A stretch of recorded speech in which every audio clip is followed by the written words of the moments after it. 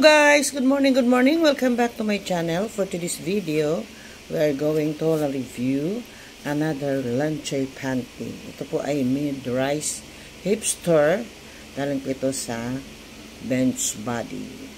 Ito po ay nag-sale ng dating 199, ngayon ay 219.75 at ngayon ay binayaran ko lang dito ay itong parang orange o yellow orange na 131.85. Wow! So, without further ado, let's begin. Ito po yung ating new collection for today. So, this is my new collection. Ano po to, sale ngayon sa sa Bench Body, kaya pwede po kayong bumili. Ayan, ang ganda. Wow! Pero medyo sticky lang yung niya, yung garter, pero dito sa leg hole, maganda po, smooth lang yung, firm lang yung pagka garterized garter niya, stretch niya, pero ito medyo medyo sticky, malapad yung kanyang waistline. So tingnan na natin yung kanyang quality ng sewing. Tingnan mo, ang ganda, Bench Body. Look at this. Wow, nice. Wow. Ikaw ba naman? Bench Body, kaya talagang maganda. Pati yung, tingnan mo yung tahi nila dito sa sa overlock. Napakaganda po talaga. So, this is large. Wow, large pala ito. Ayan. At tingnan natin yung kanyang composition. Wala naman siyang composition. Pero ito ay cotton. Nakalagay sa cotton. Pero cotton talaga ito.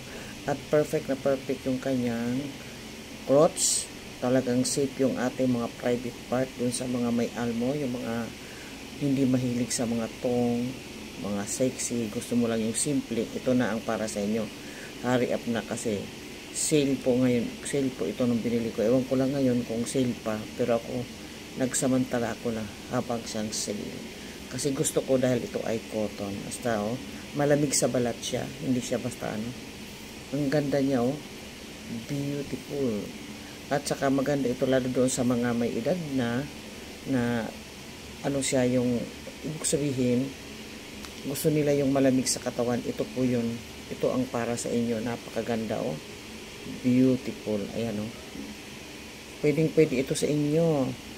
Kasi cotton na cotton yung kanyang cotton po yung kanyang yung